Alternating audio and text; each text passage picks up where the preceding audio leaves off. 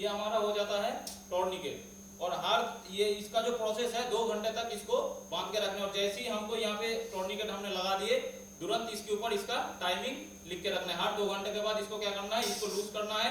फिर अगर ब्लीडिंग रुकता है या फिर ACLS के लिए, एडवांस केयर के लिए चला जाता है तो ठीक है, नहीं तो फिर आपको क्या करना है, टॉर्निकेट बांध देना है, फिर उसके ऊपर क्या कर देना है, टाइमिंग हमको लिख देना है।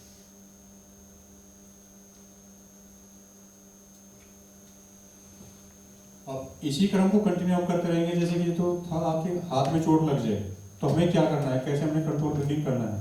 इसी क्रम में हम आपको बताएंगे अगर हेड में चोट लग जाए तब हमें किस तरह से उसको बैंडेजिंग करना है। तो सबसे पहले मैंने आपको बता दें कि घबराना नहीं है, हमें सबसे पहले क्या असेसमेंट करना है कितना उसका पेशेंट का जो ब्लड लॉस हो चुका है, तो हमें उसके ब्लड को ही कंट्रोल करना है। अब इसी क्रम में दिखाते हैं आपको हेड इंजरी। अगर सर में चोट लग जाती है तब हम उसको कैसे कंट्रोल कर सकते हैं।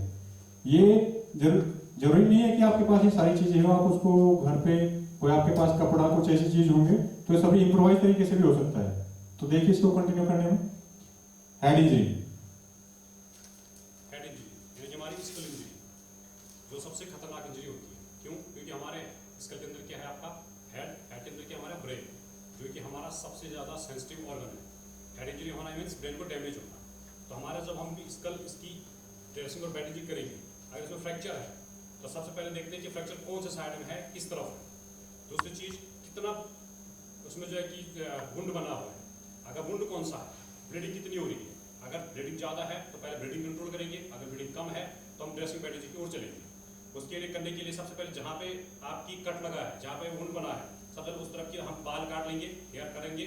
उसके बाद उसको हम एक गॉज पीस से साफ कर लेंगे, इनवर्ड टू आउटवर्ड। अगर वहाँ पे आपके डस्ट है, कोई मिट्टी धूल मिट्टी है, उसको साफ कर लेंगे। फिर बीटाडीन से उसको अच्छी तरह से साफ कर लेंगे और फिर हम उस पर अपना गॉज पीस रख लेंगे जहाँ पे वो वुंड है। गॉज पीस रखने के बाद हमने उस पर अप्लाई प्रेशर नहीं करना है। अप्लाई प्रेशर करने से क्या होगा कि ये पहले जो है कि फ्रैक्चर है, हमारा ब्रेन पहले ही दबा हुआ है और ज़्यादा प्रेशर उस पर पड़ेगा, दिक्कत हो जाएगी। तो हमने ज़्यादा प्रेशर नहीं देना है, सिर्फ हमने अप्लाई कर देना है। अब इसको जो हम ड्रेसिंग बैंडेजिंग करते हैं, ये हम अलग अलग प्रकार से कर सकते हैं, जिसमें अगर आपके पास जिस प्रकार की बैंडेज उपलब्ध है उस हिसाब से कर सकते हैं। पहला कि हम इस्तेमाल कर सकते हैं कि जैसे ट्रायंगुलर बैंडेज का, जैसे हम गुरुद्वारे में जाते हैं वहाँ पर हम जैसे रुमाल पहनते हैं, एक हम उस हिसाब से ड्रेसिंग आप इसमें कर सकते हैं। कि आप ड्रेसिंग कर रहे हैं, या आप देख सकते हैं कि हमने इसको आराम से, जो हमारा हेड है उसको आराम से इससे स्टेबल कर लेना है।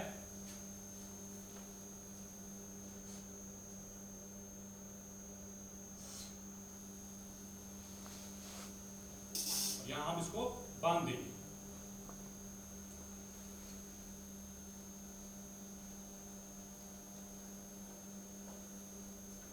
यह आप देख सकते हैं कि हमने स्कल इंजरी में कैसे ट्रायंगुलर बैंडेज को स्टेबल किया।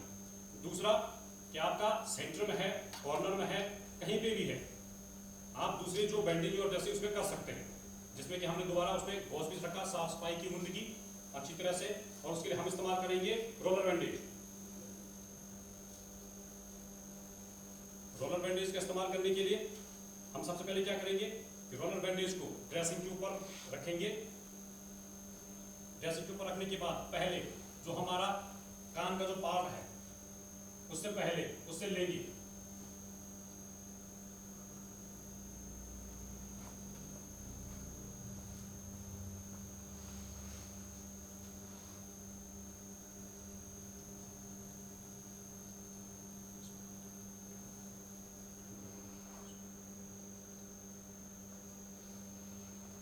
और 2 बार, कम से कम 2 बार हमने इसको बराबर में इसको लेते रहना है।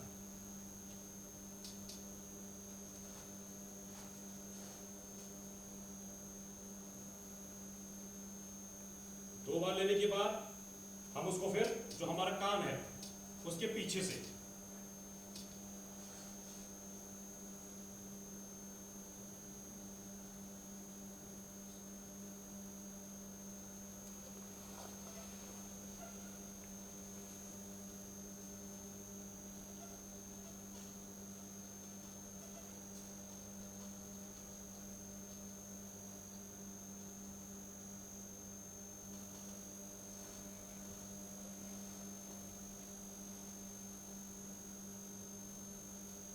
और जब हमारा 2 रोल पूरा हो जाता है तो उसके बाद हम इसको फ्रंट साइड से लेते हैं।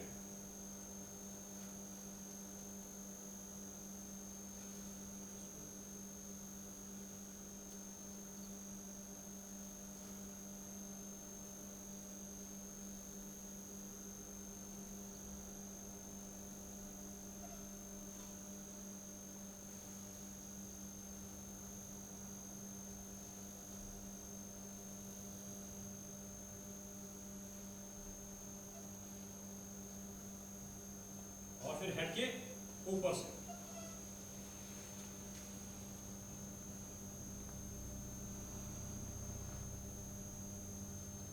अगर आपके पास ड्रेसिंग खत्म हो जाती है, बैंडेज खत्म हो जाता है, तो हम उसको रोल करके फिर दूसरी बैंडेज का इस्तेमाल करेंगे या फिर हम उसको वहीं पे स्टेबल कर देंगे।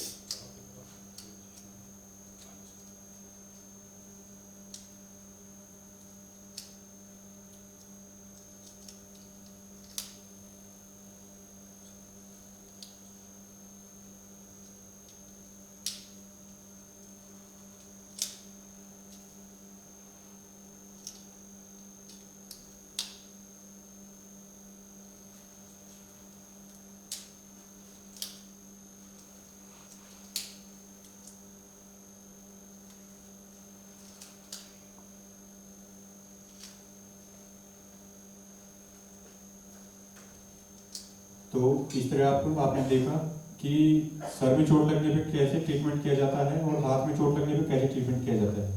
अब इसी को कंटिन्यूस करते हुए हम आपको बताते हैं इम्पैल्ड ऑब्जेक्ट या स्टूडेंट आई। जब आपकी चोट लगने से, गिरने से, किसी एक्सीडेंट होने से आपकी आंखें क्या है बाहर निकल जाती है या कोई इम्पैल्ड ऑब्जेक्ट आपकी आंख में घुस जाता है, तो हमें सबसे पहले तो प्रिकॉशन लेना चाहिए कि उसको हमें खुद रिमूव नहीं करना है। तो अभी उसी का तरीका हम आपको दिखाते हैं, कंटिन्यू।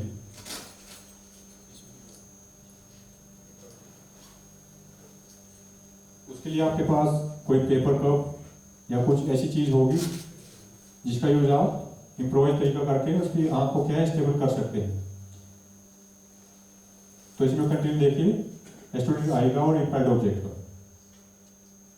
हम आपको दिखाते हैं कि जो एक्सट्रूडेड आई मींस कि अगर किसी भी इंसिडेंट के दौरान या एक्सीडेंट के दौरान आपका आंख जो बाहर निकल जाती है, जो आई बॉल है हमारी वो बाहर निकल जाती है, तो उसको हम बोलते हैं एक्सट्रूडेड आई, यानी कि आंख का जो बॉल है वो बाहर निकल गया। तो उस केस में हमने क्या करना है कि उस पर हमने बिल्कुल भी छेड़खानी नहीं करनी है, हिलाना डुलाना नहीं है, बस उसको हमने जैसा कंडीशन है उसी कंडीशन में रहने देना है। जब हम उसको स्टेबल करेंगे उसके लिए हम पेपर कप का इस्तेमाल करते हैं। पेपर कप के इस्तेमाल करने से पहले हमने उसमें देखना है कि जो हमारा गॉज वो हमने बिल्कुल मॉइस्ट करके रखना है, ना कि वेट। वेट और मॉइस्ट में अंतर होता है, मॉइस्ट में बिल्कुल मॉइस्ट, ठीक है। उसको हमने क्या करना है, अपने कप के अंदर रख देना है, डाल देना है। और जो आई आपकी बाहर निकली हुई है, जो एक्सट्रूडेड हुई है, उसको हमने आराम से ले लेना है और ले करके उसको बिल्कुल आराम से उसकी जगह पर ही उसको रख लेना है। अगर आपका विक्टिम कॉन्शियस है, आपके साथ बात कर सकता है, तो आप उसके साथ बात करके उसकी भी हेल्प आप ले सकते हैं कि आप उसको बोल सकते हैं कि आप थोड़ी देर के लिए इसको पकड़ के रखिए, है ना, थोड़ा आप पकड़ के रखिए इसको, आपको दिक्कत तो नहीं हो रही कुछ? नहीं सर। ठीक है, आप इसको पकड़ के रखिए, ठीक है। और साथ में हमने ये ध्यान देना कि जो उसकी गुड आई है, जब भी आप ड्रेसिंग करोगे आंखों की, तो आपकी जो गुड आई है उसको भी हमने बंद करके रखना है, क्योंकि अगर एक आंख मूवमेंट करती है तो हमारी दूसरी आंख का भी मूवमेंट होता है, जिसमें हमारे आगे इंजरी के चांसेस बढ़ जाते हैं। क्योंकि आई हमारा क्या है, सेंसिटिव ऑर्गन है। उसके लिए हम क्या करते हैं कि एक गॉज पीस लेंगे छोटा सा, उसको छोटे से गॉज पीस हम क्या करेंगे, उसकी जो गुड आई है विक्टिम को बोलेंगे कि अपनी जो आंखें बंद कर लीजिए और उस पर हम रख लेंगे। रखने के बाद जो हमारा हमने पेपर कप लगाया है उसको स्टेबल करते हुए हाथ छोड़वा, तो दूसरे उसको हम दूसरी जगह पे स्टेबल करेंगे।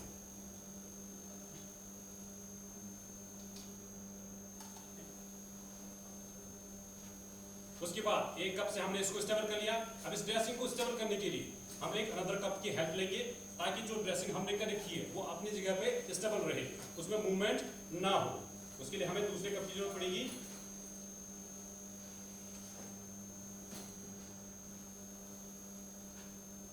ये आप देख सकते हैं कि हमने दूसरा कप उसमें इस्तेमाल किया। उसके बाद हम इसकी ड्रेसिंग करेंगे। ड्रेसिंग करने के लिए फर्स्ट टाइम हमने कान के ऊपर से लेना है,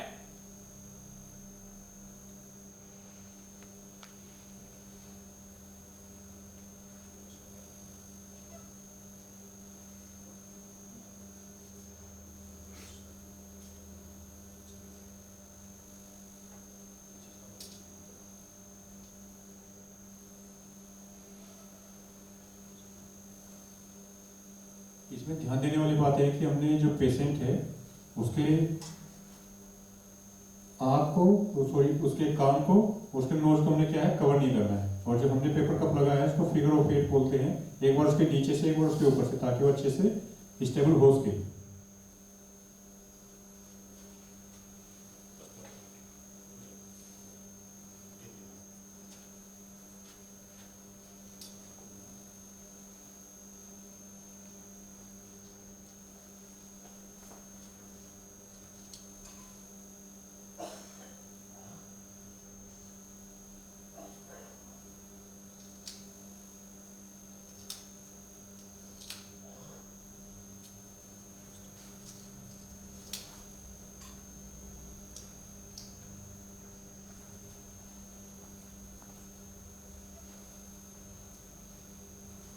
ये हो डेमोन्स्ट्रेशन आपके सामने स्टूडेंट आएगा।